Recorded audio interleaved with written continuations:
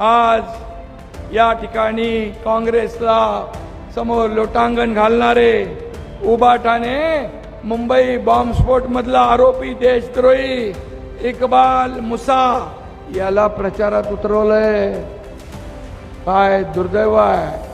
बाळासाहेबांच्या मनाला किती यातना होत असतील हे यांचं काम बघून, यांची जी काय देशद्रोही पिलावळीला सोबत घेण्याचं बघून बाळासाहेबांना देखील दुःख वाटत असेल। आणि म्हणून मोदीजी पण म्हणाले आणि अमित भाई पण म्हणाले, वो नकली शिवसेना है, ये असली शिवसेना है। कारण आपल्याकडे बाळासाहेबांचे विचार आहे, आपल्याकडे धनुष्यबाण आहे, आपल्याकडे या तमाम महाराष्ट्रातल्या जनतेचे आशीर्वाद आहे।